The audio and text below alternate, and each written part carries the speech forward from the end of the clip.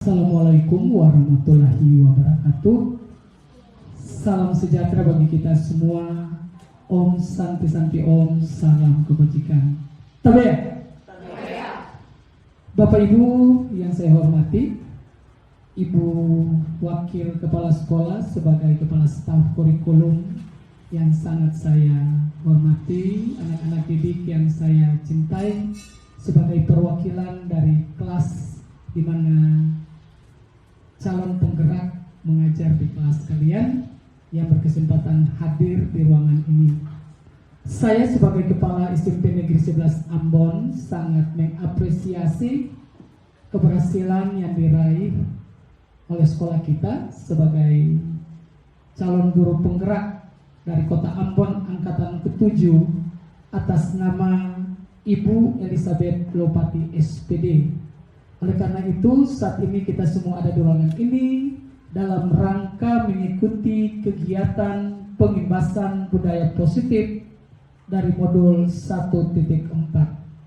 Oleh karena itu, saya berharap kita semua yang ada di ruangan ini boleh mengikutinya dengan baik dan sebagai motivasi juga bagi yang lain untuk dapat kelak mengikuti program calon guru penggerak. Untuk itu sebagai kepala sekolah, saya persilahkan Ibu Lopati untuk dapat lanjutkan kegiatan ini sampai dengan selesai. Kepada Ibu, waktu dan tempat dipersilakan. Ya, terima kasih pimpinan sekolah SMP Negeri 11 Ambon. Assalamualaikum warahmatullahi wabarakatuh.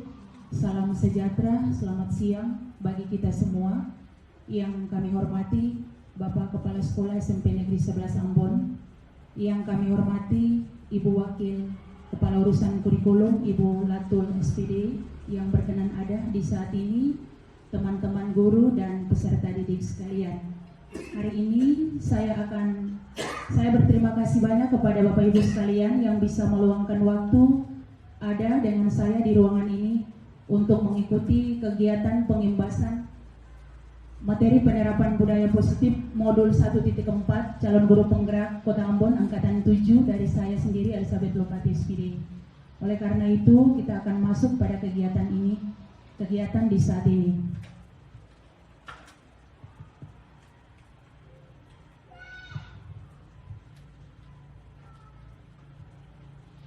Iya, Bapak Ibu sekalian, sebelum kita masuk pada kegiatan lanjutan dari sosialisasi pengimbasan budaya positif ini, ada beberapa kesepakatan kelas yang sudah saya buat.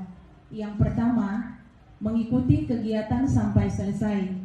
Yang kedua, mengacungkan tangan saat menyampaikan pendapat. Yang ketiga, meminta izin saat meninggalkan ruangan. Yang keempat, tidak menyela saat orang lain berbicara.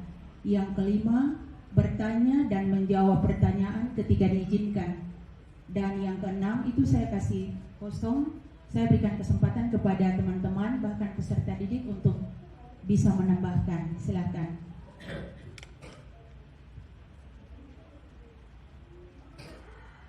Ada yang mau menambahkan? Bapak Ibu sekalian, peserta didik yang hadir, ada yang mau menambahkan kesepakatan kelas ketika kita akan lanjut dengan kegiatan di hari ini?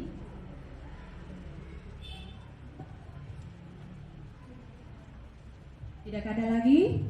Oke, kita lanjut dengan 5 kesepakatan kelas.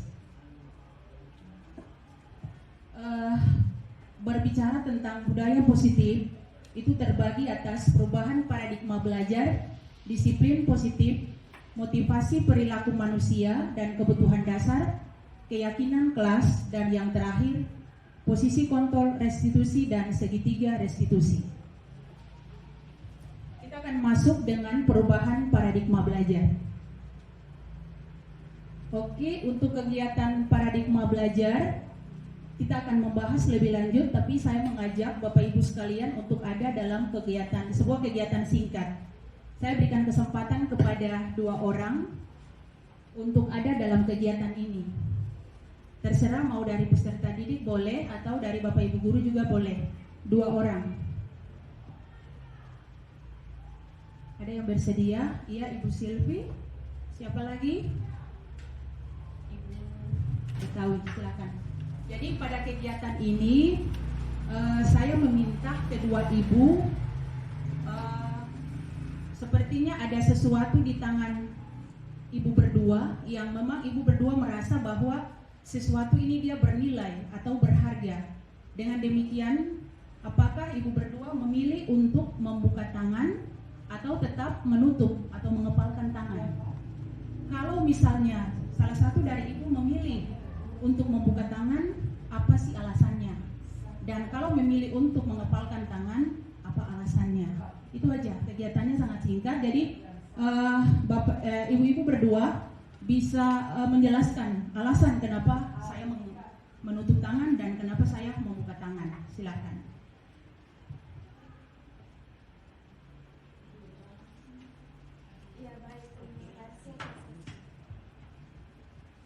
Ya baik, terima kasih atas kesempatan yang diberikan kepada saya, Ibu Lisa. Jadi di sini saya memilih untuk membuka tangan. Kenapa saya memilih untuk membuka tangan? Karena menurut saya apabila sesuatu itu penting dan sangat berharga buat saya, maka saya akan berbagi untuk orang lain. Saya akan berbagi kepada orang lain. Apalagi saya merasa saya masih sangat muda, sehingga saya perlu untuk berbagi kepada orang lain dari segi kemampuan yang saya punya. Sehingga dengan begitu bisa menjadi bahan evaluasi juga bagi saya. Saya bisa melihat kekurangan ataupun kelemahan yang ada pada diri saya. Untuk itu saya memilih untuk membuka tangan. Ya, sekian dari saya. Kita berikan aplaus dari Ibu Silvi, sangat baik jawabannya. Alasan ketika Ibu Silvi membuka tangan. Yang Ibu Betawi silahkan.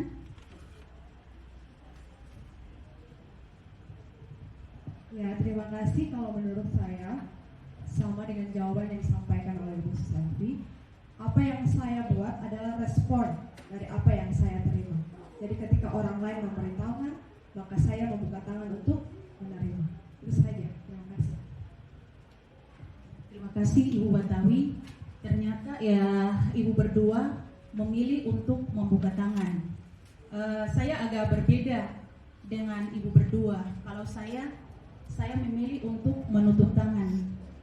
Karena yang tadi saya bilang, ketika saya merasa bahwa sesuatu yang ada pada saya merasa itu penting dan berharga, andaikan ada di dalam tangan saya memilih untuk menutup karena sebagai pemimpin ke depan, saya merasa mungkin yang penting, yang berharga itu merupakan sesuatu yang privasi, yang sifatnya rahasia, yang perlu saya jaga.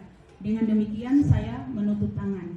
Jadi begini Bapak Ibu, berbicara tentang paradigma berpikir, kalau masuk dengan materi ini, saya andaikan dengan kegiatan tadi menutup dan membuka tangan itu tergantung dari pribadi kita masing-masing, fungsi kontrol dari pribadi kita masing-masing. Apakah kita mau membuka atau menutup tangan, itu tergantung daripada kita saja. Nah, ketika Bapak Ibu mau membuka, berarti Bapak Ibu ingin berbagi apa yang Bapak Ibu miliki ke orang lain. Sebaliknya juga kalau menutup berarti merasa bahwa sesuatu yang selama ini saya punya dan itu penting, itu merupakan privasi yang mesti saya jaga. Itu aja yang ingin saya sampaikan terkait dengan materi tentang perubahan paradigma belajar. Mungkin lewat penjelasan dan kegiatan singkat tadi Bapak Ibu bisa memahami itu. Yang berikut, bagaimana seseorang bisa berubah dari paradigma stimulus respon kepada pendekatan teori kontrol? Menurut Stephen Covey tahun 1991 dia mengatakan bahwa bila kita ingin membuat kemajuan perlahan sedikit demi sedikit, ubahlah sikap atau perilaku Anda. Namun, bila kita ingin memperbaiki cara-cara utama kita, maka kita dapat mengubah kerangka acuan kita. Ubahlah bagaimana Anda melihat dunia, bagaimana Anda dapat berpikir tentang manusia, ubahlah paradigma Anda, skema pemahaman dan penjelasan aspek-aspek tentang realitas. Yang berikut ada hal-hal yang berkaitan dengan stimulus respon dan teori kontrol. Ya, Bapak Ibu bisa melihat, peserta didik sekalian bisa melihat apa yang ada di depan ini. Kalau stimulus respon itu realitas kita sama. Sedangkan teori kontrol kenyataannya itu bahwa realitas kita berbeda. Memang benar. Yang berikut, semua orang melihat hal yang sama. Kalau teori kontrolnya itu setiap orang memiliki gambaran yang berbeda. Ya Bapak Ibu? Nah, yang berikut, kalau kita mencoba mengubah orang agar berpandangan sama dengan kita, padahal kenyataan teori kontrol semua kita berusaha untuk memahami pandangan orang lain tentang dunia. Yang berikut, perilaku buruk dilihat sebagai suatu kesalahan. Kalau teori kontrol kenyataannya itu semua perilaku memiliki tujuan. Yang berikut, orang lain bisa mengontrol saya. Kalau teori kontrol semua perilaku memiliki tujuan. Yang berikut lagi, saya bisa mengontrol orang lain. Kenyataannya pada teori kontrol, Anda tidak bisa mengontrol orang lain. Yang berikut, pemaksaan ada pada saat bujukan gagal. Kenyataan pada teori kontrol yaitu kolaborasi dan konsep menciptakan pilihan-pilihan baru. Dan yang terakhir, model berpikir menang atau kalah. Ternyata pada teori kontrol itu model berpikir menang-menang. Ya. Yang berikut kita akan masuk pada disiplin positif. Tujuan disiplin positif untuk menjadi orang yang mereka inginkan dan menghargai diri sendiri dengan nilai-nilai yang mereka percaya. Ketika murid-murid memiliki motivasi tersebut, mereka telah memiliki motivasi intrinsik yang berdampak jangka panjang, motivasi yang tidak terpengaruh pada adanya hukuman atau hadiah. Mereka akan tetap berperilaku baik dan berlandaskan nilai-nilai kebajikan karena mereka ingin menjadi orang-orang yang menjunjung tinggi nilai-nilai yang mereka hargai atau mencapai suatu tujuan mulia. Ya Bapak Ibu sekalian, kita akan masuk tentang makna dari disiplin itu sendiri. Disiplin itu dimaknai menjadi sesuatu yang dilakukan seseorang pada orang lain untuk mendapatkan kepatuhan. Kita cenderung menghubungkan kata disiplin itu dengan ketidaknyamanan. Dean menyatakan bahwa arti dari kata disiplin itu dia berasal dari sebuah bahasa Latin, disciplina, yang artinya belajar. Kata disiplin ini juga berasal dari kata yang sama dengan disiplin atau murid atau pengikut. Untuk menjadi seorang murid atau pengikut, seseorang harus paham betul alasan mengapa mereka mengikuti suatu aliran atau ajaran tertentu, sehingga motivasi yang terbangun adalah motivasi intrinsik dan bukan ekstrinsik. Contoh, ada beberapa contoh kegiatan disiplin positif. Yang pertama, berangkat ke sekolah tepat waktu. Yang kedua, mengerjakan tugas sekolah dengan baik dan tepat waktu. Yang ketiga, melaksanakan dan menaati tata tertib di sekolah. Yang keempat, berlaku sopan santun terhadap semua warga sekolah. Yang kelima, memakai seragam sekolah dengan benar dan rapi. Dan yang keenam, memperhatikan pelajaran dengan teliti. Ketujuh, apabila ingin keluar harus minta izin kepada guru terlebih dahulu. Dan yang kedelapan, duduk dengan tertib dan rapi. Masih banyak lagi contoh-contoh kegiatan disiplin yang bisa saya bagikan. Yang saya buat di sini hanya 8, dan selesai ini peserta sekalian, Bapak Ibu bisa menambahkan juga. Selanjutnya kita akan masuk pada materi motivasi perilaku manusia dan kebutuhan dasar. Di sini berbicara tentang motivasi adalah dorongan yang diberikan seseorang terhadap orang lain yang menyebabkan orang yang diberi motivasi itu menjadi lebih semangat dan giat dalam bekerja serta memiliki rasa antusias untuk mencapai hasil yang maksimal. Menurut Dian Goshen dalam bukunya Restoring School Discipline, itu dia menyatakan ada 3 motivasi perilaku manusia. Yang pertama, untuk menghindari ketidaknyamanan atau hukuman. Biasanya orang yang motivasi perilakunya untuk menghindari hukuman dan ketidaknyamanan akan bertanya, apa yang terjadi apabila saya tidak melakukannya? Yang kedua, untuk mendapatkan imbalan atau penghargaan dari orang lain, orang dengan motivasi ini akan bertanya, apa yang akan saya dapatkan ketika saya melakukannya? Yang ketiga, untuk menjadi orang yang mereka inginkan dan menghargai diri sendiri dengan nilai-nilai yang mereka percaya, orang dengan motivasi ini akan bertanya, akan menjadi orang yang seperti apabila saya melakukannya. Dan ini adalah motivasi yang dapat membuat seseorang memiliki disiplin positif, karena motivasi berperilakunya bersifat internal dan bukan eksternal. Ya, kita berpindah ke materi yang berikut, yaitu hukuman, konsekuensi, dan restitusi.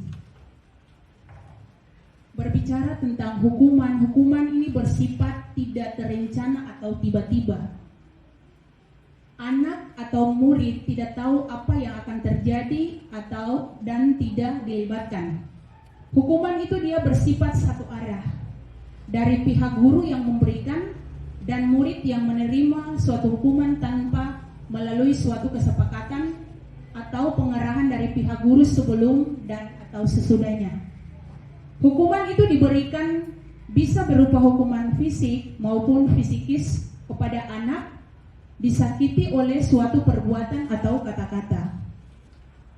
Yang berikut konsekuensi.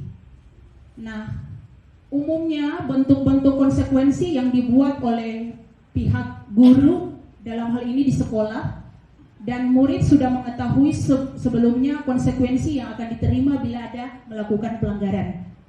Nah, konsekuensi murid tetap dibuat tidak nyaman untuk jangka waktu yang pendek. Konsekuensi ini biasanya diberikan berdasarkan suatu data yang umumnya dapat diukur. Dan yang berikut berbicara tentang restitusi. Nah, kalau berbicara tentang restitusi adalah sebuah proses di mana kita menciptakan kondisi bagi murid untuk memperbaiki kesalahan sehingga mereka bisa kembali kepada kelompok dengan karakter yang lebih kuat. Jadi kalau misalnya selama ini ada siswa yang buat kesalahan di kelas atau di halaman di mana kita berada bersama-sama dengan dia, kadang-kadang kita langsung memberi hukuman atau dengan sengaja kita langsung membentak dengan mengeluarkan kata-kata.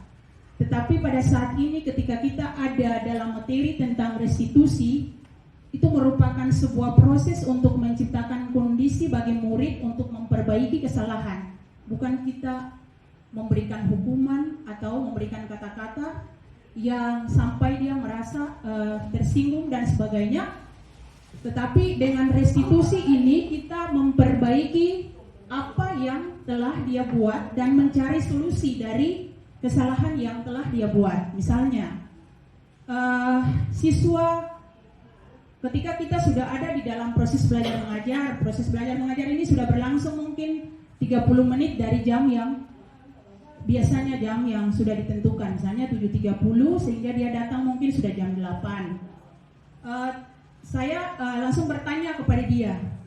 Misalnya ini saya kasih contoh Davina ya. Davina, kenapa kamu terlambat? Oh ibu, saya dari rumah sudah jam sekian. Kenapa kamu datangnya jam segini? Kamu tahu di sekolah peraturannya kita masuk jam berapa? Nah itu. Dan kita tidak semestinya sebagai guru langsung dengan spontan langsung memvonis atau mengeluarkan kata-kata yang membuat dia tersinggung.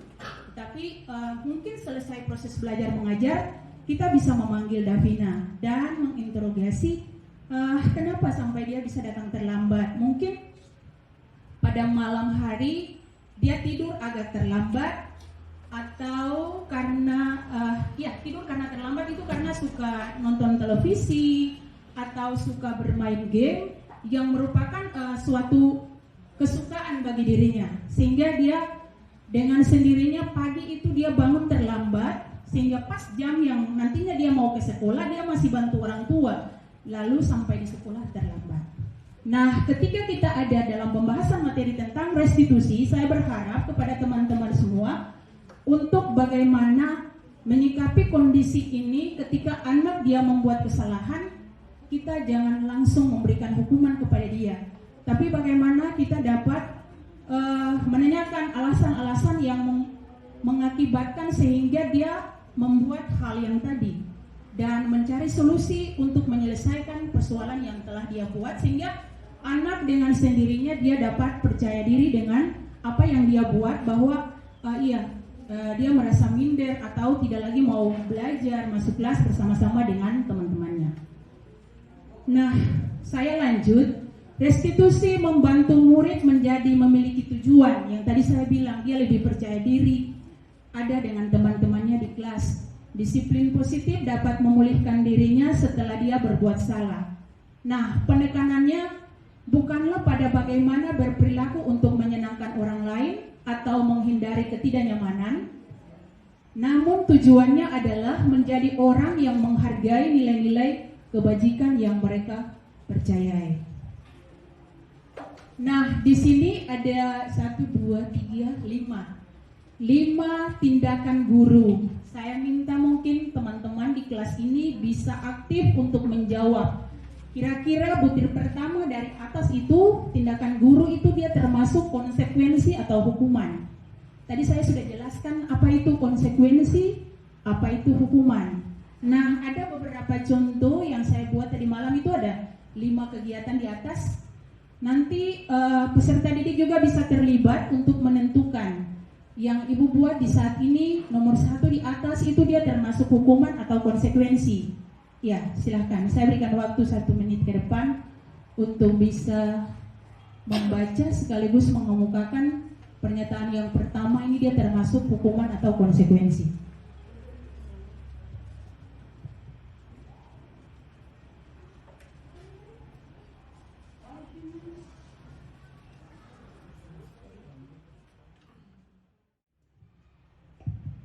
Oke, silakan, ada yang sudah bisa menjawab. Kira-kira untuk pernyataan yang pertama, tindakan guru di atas itu mencatat 100 kali di dalam buku kalimatnya, saya tidak akan terlambat lagi karena terlambat ke sekolah.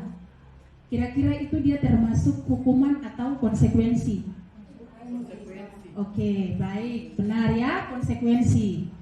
Yang kedua, lari mengelilingi lapangan basket 2 kali karena terlambat hadir di sekolah. Benar, ya. Yang ketiga, membersihkan coretan yang dibuatnya di meja tulis. Konsekuensi. Ternyata Bapak Ibu sudah sangat paham. Yang keempat, murid diminta untuk push up 15 kali karena tidak menggunakan masker ke sekolah. Hukuman. Ya. Dan yang terakhir, menggantikan kertas tugas teman yang telah dicoret-coret. Ya, kita berikan aplaus.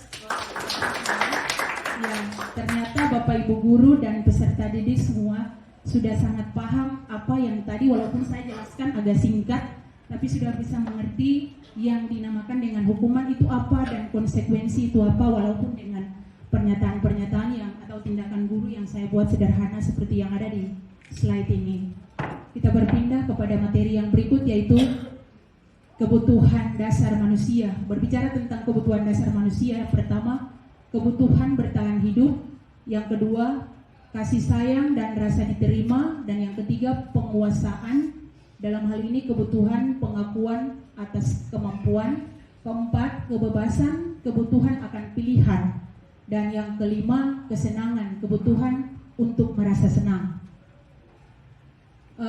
Teman-teman semua, para peserta didik, kebutuhan untuk bertahan hidup adalah kebutuhan yang bersifat fisiologis untuk bertahan hidup, seperti kesehatan, rumah, dan makanan. Nah, kebutuhan biologis sebagai bagian dari proses reproduksi termasuk kebutuhan untuk tetap bertahan hidup. Komponen psikologis pada kebutuhan ini meliputi kebutuhan akan perasaan aman. Yang berikut kasih sayang dan rasa diterima. Kebutuhan untuk diterima. Kebutuhan untuk disayangi dan diterima meliputi kebutuhan akan hubungan dan koneksi sosial. Kebutuhan untuk memberi dan menerima kasih sayang, dan kebutuhan untuk merasa menjadi bagian dari suatu kelompok. Kebutuhan ini dapat meliputi keinginan untuk tetap terhubung dengan orang lain, seperti teman, keluarga, pasangan hidup, teman kerja, binatang peliharaan, dan kelompok di mana kita bergabung. Yang berikut, penguasaan kebutuhan pengakuan atas kemampuan. Kebutuhan ini berhubungan dengan kekuatan untuk mencapai sesuatu, menjadi kompeten, menjadi terampil, diakui atas prestasi dan keterampilan kita, didengarkan dan memiliki rasa harga diri. Kebutuhan ini meliputi keinginan untuk dianggap berharga, bisa membuat perbedaan, bisa membuat pencapaian kompeten, diakui dan dihormati. Ini meliputi self-esteem dan keinginan untuk meninggalkan pengaruh. Dan yang berikut kebebasan, dalam hal ini kebutuhan akan pilihan. Kebutuhan untuk bebas adalah kebutuhan akan kemandirian, otonomi, memiliki pilihan dan mampu mengendalikan arah hidup seseorang. Anak-anak dengan kebutuhan kebebasan yang tinggi menginginkan pilihan. Mereka perlu banyak bergerak, suka mencoba-coba, tidak terlalu terpengaruh dengan orang lain, dan senang mencoba hal-hal yang baru dan menarik. Yang terakhir yaitu kesenangan. Kebutuhan untuk merasa senang. Kebutuhan akan segala kesenangan adalah kebutuhan untuk mencari kesenangan, bermain, dan tertawa. Bayangkan hidup tanpa kenikmatan apapun, betapa menyedihkan. Gleiser menghubungkan kebutuhan akan kesenangan dengan belajar. Semua hewan dengan tingkat intelijensi tinggi, misalnya anjing, lumba-lumba, primata, dan lain-lain, bermain.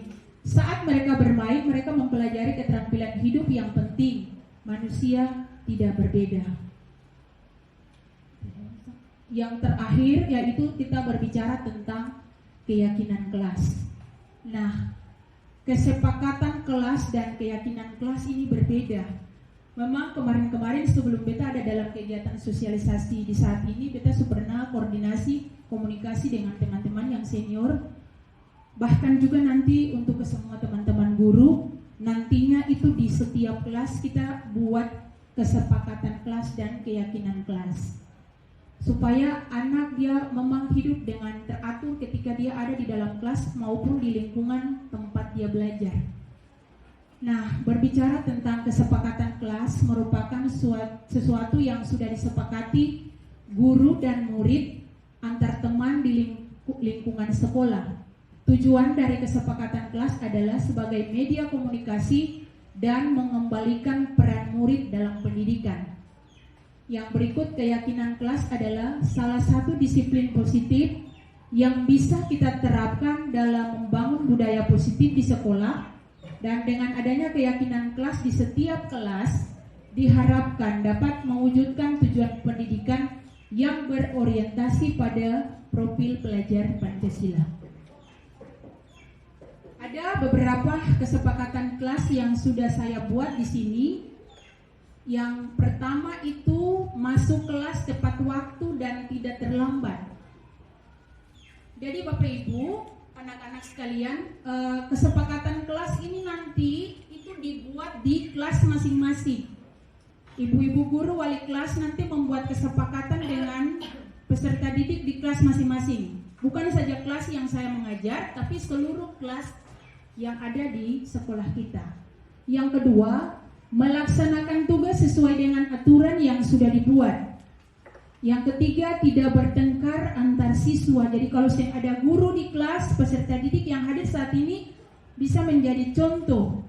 Guru belum hadir di kelas itu bukan berarti guru pergi bermain atau ada di luar-luar yang bikin apa-apa, tapi guru juga sementara melaksanakan tugas tambahan yang lain, dan setelah itu mungkin guru bisa masuk di kelas. Dengan demikian diharapkan untuk bisa menjaga ketentraman dan situasi kelas itu agar tidak ribut saat guru tidak berada. Yang keempat, dilarang keras bermain HP di dalam kelas kecuali atas perintah guru. Itu mungkin sudah berlangsung sejak dulu, dan saya lihat juga masih ada sampai sekarang anak yang ketika ada dalam proses belajar mengajar masih ditemukan sementara main HP. Itu tidak boleh. Yang kelima, tidak berisik saat guru menerangkan materi pelajaran. Kadang setiap guru mengajar di depan, tapi anak itu mungkin karena materi yang diberikan sudah terlalu membosankan, atau kalau guru matematika, guru IPA kebanyakan materi itu sudah sulit, sehingga dia tidak lagi memperhatikan apa yang disampaikan oleh guru. Jadi dengan seenaknya saja dia berbuat di belakang, mau dia ribut atau bercerita dengan teman seenaknya tanpa menghargai guru yang sementara menerangkan di depan, padahal itu tidak boleh. Dia nanti selesai ini kita buat kesepakatan kelas supaya tidak lagi hal-hal itu terjadi ketika kita ada di dalam kelas bersama dengan siswa. Yang terakhir, tidak menertawakan teman jika salah dalam menjawab dan berargumentasi. Kadang-kadang teman ini kalau katong kasih kesempatan untuk dia berbicara, selama ini mungkin dia sering bicara, tapi kalau sekarang kita suruh Davina silakan kasih komentar tentang apa yang tadi ibu sampaikan. Selama ini dia sering ngomong nih, tapi ketika saya langsung kasih kesempatan untuk dia ngomong, mungkin yang lain merasa ada yang lain yang ada yang beda. Jadi dong tertawa, seakan-akan dong yang menghargai apa yang dia mau sampaikan. Itu tidak boleh. Oke, kita lanjut.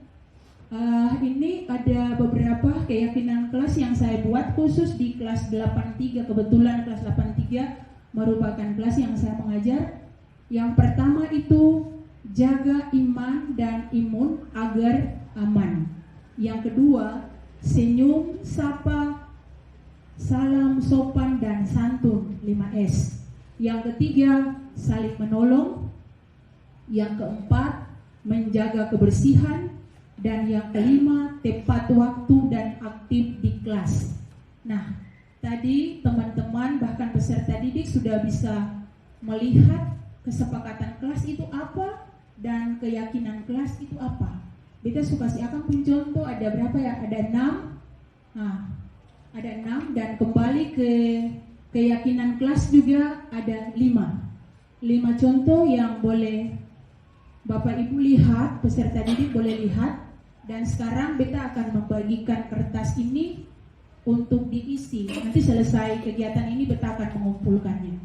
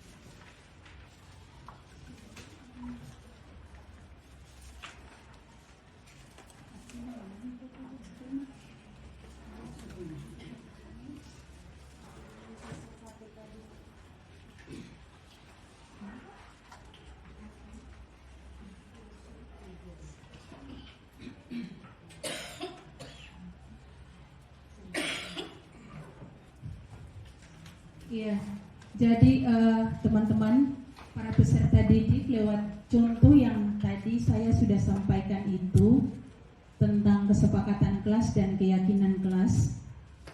Ini yang kesepakatan kelas, ya, yang sudah ada, yang saya buat itu ada 6. Teman-teman bahkan peserta didik dapat menulis yang lain daripada ini, ya. Ini tentang keyakinan kelas. Kalau keyakinan kelas itu ada 5 yang sudah saya buat. Nanti teman-teman boleh menulis yang lain daripada ini. dan selesai kegiatan ini kita dapat mengumpulkannya. Ini contoh kesepakatan kelas, terserah mau buat 2 atau 3 tidak jadi masalah, penting dibuat dulu.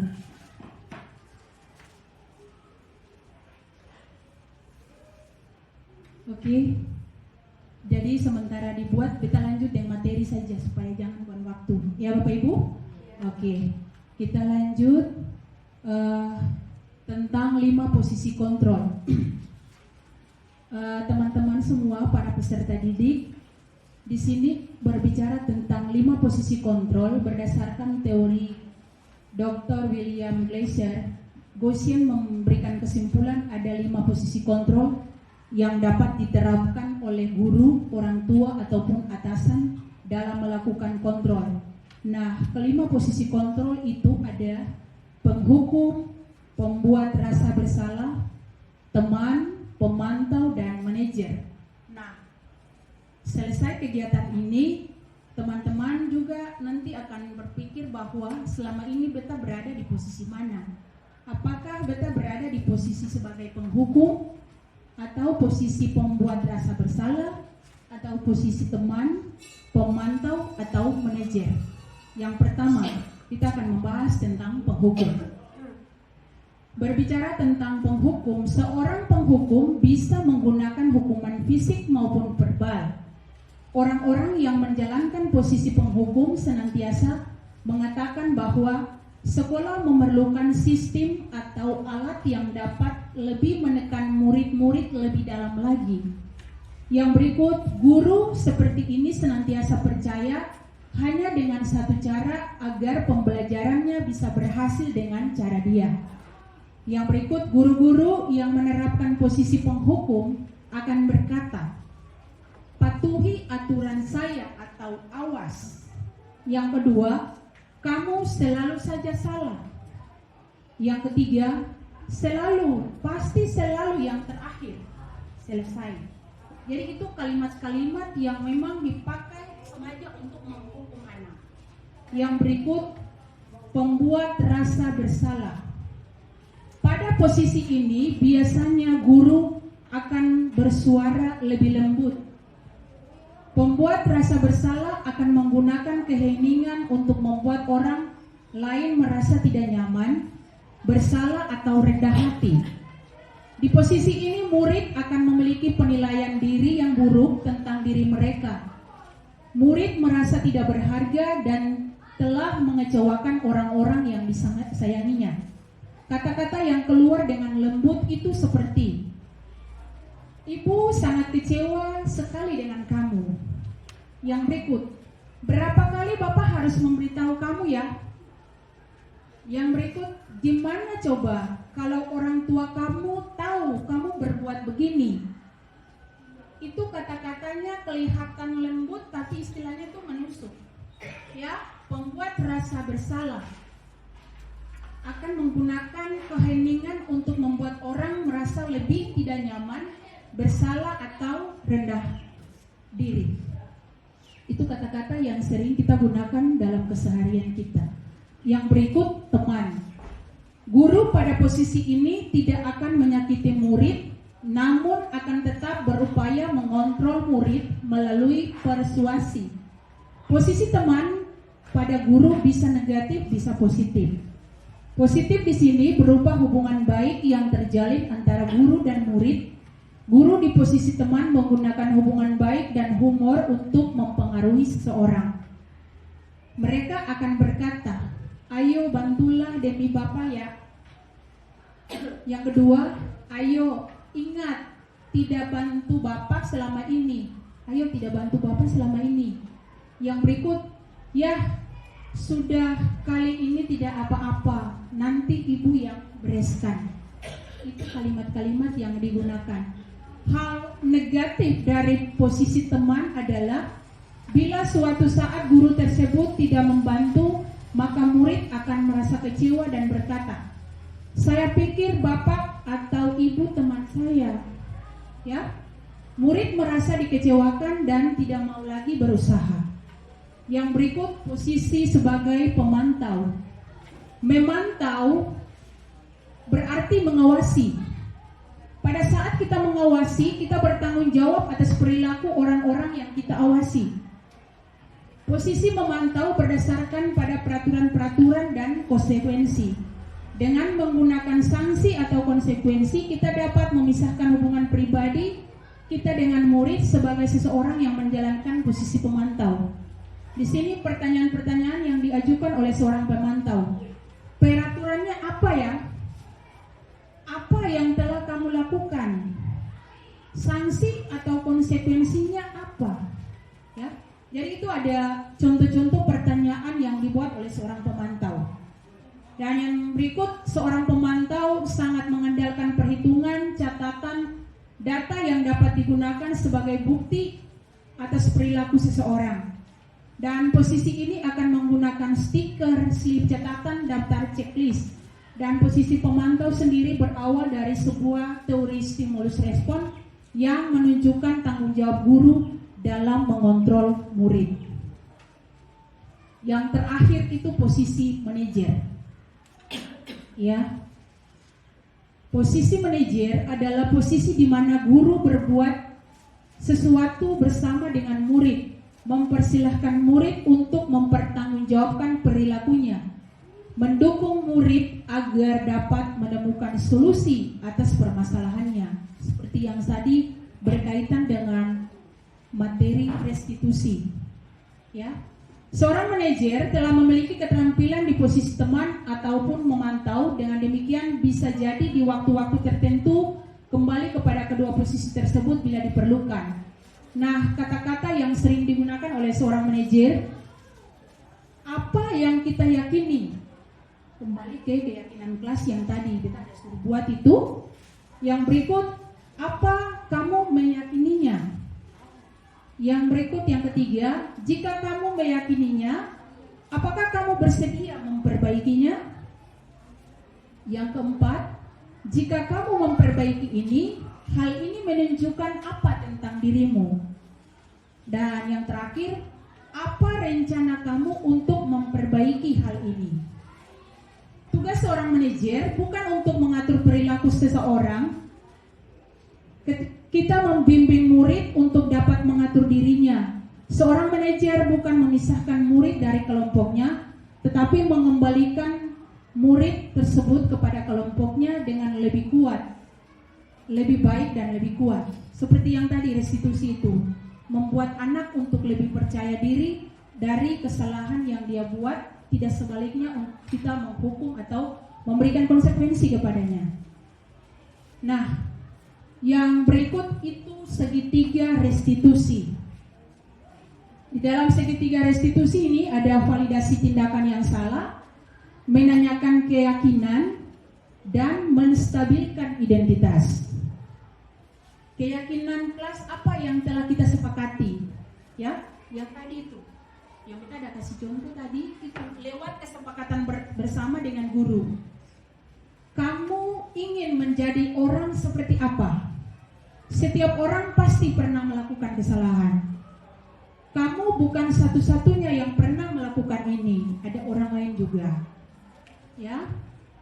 Menurut Dian Goshen dalam bukunya Restitusi, telah merancang sebuah tahapan untuk memudahkan para guru dan orang tua dalam melakukan sebuah proses untuk menyiapkan anaknya untuk melakukan restitusi, bernama restitusi segitiga ya. 3 sisi dari segitiga restitusi, yaitu proses di mana 3 tahapan tersebut didasarkan pada prinsip-prinsip utama dari teori kontrol. Yang pertama, langkah yang pertama itu menstabilkan identitas. Nanti ada kasus yang saya buat. Kasus ini antara saya dengan siswa. Terus teori kontrolnya, kita semua akan melakukan hal terbaik dan yang bisa kita lakukan. Yang kedua, validasi tindakan yang salah. Semua perilaku memiliki alasan. Yang ketiga, menanyakan keyakinan. Kita semua memiliki motivasi internal. Yang pertama itu berbicara tentang menstabilkan identitas. Bagian dasar dari segitiga ini bertujuan untuk mengubah identitas anak dari orang yang gagal karena melakukan kesalahan menjadi orang yang sukses. Anak yang melanggar peraturan karena sedang mencari perhatian adalah anak yang sedang mengalami kegagalan. Dia mencoba untuk memenuhi kebutuhan dasarnya, namun ada benturan. Kalau kita mengkritik dia, maka dia akan tetap membuatnya dalam posisi gagal. Yang berikut, kalau kita ingin menjadi reflektif, maka kita harus meyakinkan si anak dengan cara atau kalimat-kalimat seperti ini. Berbuat salah itu tidak apa-apa. Tidak ada manusia yang sempurna. Saya juga pernah melakukan kesalahan seperti itu. Kita bisa menyelesaikan ini. Bapak Ibu tidak tertarik mencari siapa yang salah, tetapi Bapak Ibu ingin mencari solusi dari permasalahan ini. Kamu berhak merasa begitu. Apakah kamu sedang menjadi teman yang baik buat dirimu sendiri? Yang berikut, validasi tindakan salah. Jadi ada 3 bagian itu. Mungkin Bapak Ibu bisa dengan materi ini bisa memahami bagian-bagian itu. Dan ketika ada kasus, kita dapat menangani siswa dengan posisi yang tadi 3 bagian itu. Ini tentang validasi tindakan salah. Setiap tindakan yang kita lakukan dengan suatu tujuan, yaitu memenuhi kebutuhan dasar. Kalau kita memahami kebutuhan dasar, apa yang mendasari suatu tindakan, kita akan bisa menemukan cara-cara yang paling efektif untuk memenuhi kebutuhan dasar tersebut. Yang berikut, seorang guru yang memahami teori kontrol pasti akan mengubah pandangannya dari teori stimulus respon ke cara berpikir proaktif yang mengenali tujuan dari setiap tindakan. Kita mungkin tidak suka sikap seorang anak yang terus-menerus merengek, tapi bila sikap itu mendapat perhatian kita, maka kita telah memenuhi kebutuhan anak tersebut. Kalimat-kalimat yang digunakan yaitu, padahal kamu bisa melakukannya lebih buruk dari yang ini ya. Kamu pasti punya alasan mengapa kamu melakukan hal itu. Kamu patut bangga pada dirimu sendiri karena kamu telah melindungi sesuatu yang penting. Kayak yang tadi saya bilang, siswa yang datang terlambat. Anggi atau Davina, pasti kamu punya alasan kenapa sampai kamu bisa datang terlambat. Ya, contohnya seperti itu. Kamu boleh mempertahankan sikap itu, tapi kamu harus menambahkan sikap yang baru. Yang terakhir, menanyakan keyakinan. Teori kontrol menyatakan bahwa kita pada dasarnya termotivasi secara internal. Ketika identitas sukses telah tercapai dan tingkah laku yang salah telah divalidasi, langkah kedua, maka anak akan siap untuk dihubungkan dengan nilai-nilai yang dia percaya dan berpindah menjadi orang yang dia inginkan. Itu tadi ketika anak dia melakukan salah, kita menanyakan alasan, terus mencari solusi jalan keluar dari masalah, dan pada saat itu juga anak meminta maaf atas kesalahan yang dia buat. Dengan demikian kita tidak memarahi dia atau memberikan hukuman langsung kepada anak itu, tapi kita mencari jalan keluar dan solusi, dan pada akhirnya dia bisa memahami, bahkan mengingat kembali masalah yang apa, alasan-alasan yang dia buat terkait dengan keterlambatan dia tadi. Yang berikut, pertanyaan-pertanyaan, apa yang kita percaya sebagai kelas atau keluarga? Apa nilai-nilai umum yang kita telah sepakati? Apa bayangan kita tentang kelas yang ideal? Kamu mau jadi orang yang seperti apa? Nah, di sini ada sebuah kasus, saya buat skenarionya pendek saja. Saya langsung saja membaca karena memang sudah ada di slide. Bapak Ibu, teman-teman boleh melihat peserta didik kelas 83 ini sudah dengan saya sebelumnya, videonya sudah diunggah.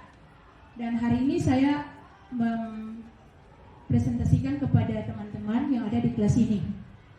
Anggi merupakan murid kelas 83 SMP Negeri 11 Ambon. Pada saat jam pelajaran sudah dimulai, Anggi terlambat tiba di sekolah. Anggi kemudian dipanggil oleh guru wali kelasnya, Ibu Lisa, di ruang kelas 83.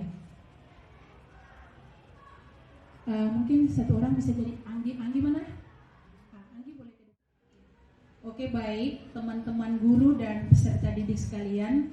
Dengan demikian kegiatan pengimbasan budaya positif modul 1.4 dari Guru Penggerak Kota Ambon Angkatan 7 saya sendiri sudah selesai. Dengan demikian saya sangat berterima kasih kepada Bapak Ibu sekalian, para peserta didik yang boleh meluangkan waktu ada di ruangan ini untuk mendengarkan kegiatan pengimbasan materi budaya positif dari saya. Dan saya berharap kegiatan ini dapat diimbas oleh seluruh Bapak Ibu wali kelas dan para peserta didik sekalian demi kemajuan pendidikan di SMP Negeri 11 Ambon. Terima kasih dan selamat siang. Terima kasih Ibu Wakil yang saya hormati, yang sudah boleh mendampingi kegiatan ini sampai dengan selesai. Sebagai pimpinan sekolah, saya bersyukur dan bangga karena sudah lolos di sekolah kita calon guru penggerak pada angkatan 7 ya, atas nama Ibu Elizabeth Nopati ini, dan hari ini sudah melakukan satu kegiatan tadi tentang pengimbasan materi penerapan budaya positif pada modul 1.4. Dilihat dari topiknya budaya positif. Jadi saya sangat mengharapkan baik dari peserta didik maupun teman-teman guru bahwa marilah kita sama-sama punya satu tekad untuk dapat melakukan yang terbaik yang bermuara nanti pada keberhasilan siswa kita dengan cara melakukan hal-hal yang bisa kita lestarikan, terbilang budaya positif. Mana yang dianggap baik, yang bisa membawa dampak teristimewa dalam keberhasilan belajar siswa, itu yang harus kita terapkan. Apa yang sudah dilakukan tadi dalam lembaran kerja, baik itu kesepakatan kelas atau keyakinan di kelas, jangan hanya berlaku secara tulisan, tetapi apa yang saya dapatkan hari ini harus punya tekad. Sebagai guru, kita harus dapat melakukan kesepakatan-kesepakatan baik dengan siswa maupun antar sesama kita dalam melakukan tugas kita di lembaga ini. Juga keyakinan di kelas, kita harus menerapkan hal-hal yang dapat membawa siswa kita untuk memiliki karakter yang terbawa tentang profil pelajar Pancasila. Itu harapan saya dan juga merupakan harapan nasional. Kelak anak-anak kita yang merupakan output dari lembaga ini harus menunjukkan keberhasilan mereka yang berbudaya Pancasila itu lahir daripada saya dan Bapak Ibu sendiri. Nah, nanti setelah Ibu Lupati kan ada Ibu Fitri nanti pada angkatan berikutnya. Mari, sudah ada 2 guru, berarti kita dengan mudah dapat mengimbas hal-hal yang semakin baik supaya anak-anak kita tahu bahwa mereka memilih lembaga ini tidak salah, tapi mereka menjadi pelajar-pelajar yang luar biasa. Dengan demikian, saya sebagai pimpinan sekolah mengucapkan terima kasih kepada Ibu Elizabeth Lopati SPD. Semoga dengan apa yang telah diterapkan siang hari ini jangan berakhir dalam ruangan ini, tetapi mulai besok ada nuansa baru yang akan kita jalankan di lembaga ini. Tentunya apa yang kita gariskan, kita harus meminta tangan Tuhan menyertai kita supaya kita dilengkapi dengan hikmat dan pengetahuan, dan kita memiliki hati.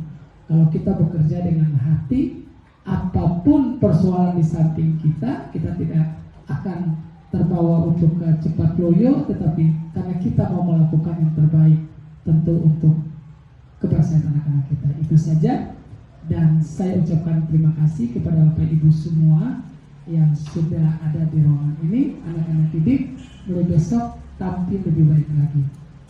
Oke, dengan memanjatkan puji dan syukur kepada Tuhan Yang Maha Esa, saya menutup kegiatan pengimbasan materi penerapan budaya positif modul 1.4 dari calon guru penggerak angkatan 7 atas nama Ibu Elizabeth Lopati, Sarjana Pendidikan saya tutup dengan resmi.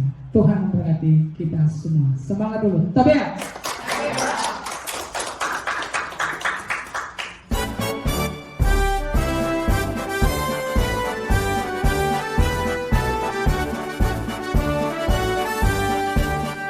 Bulatkan tekad, kuatkan hati, negeri ini memanggilmu kawan. Belajar, bergerak, berbagi untuk negeri, guru penggerak, majukan pendidikan. Guru penggerak menghamba para murid, kreatif rancang pembelajaran. Hargai potensi, tingkatkan prestasi, lahirkan profil pelajar Pancasila. Belajar, bergerak, berbagi untuk negeri, kita menjalin kolaborasi. Belajar, bergerak, berbagi untuk negeri, demi bakti pada Ibu Pertiwi.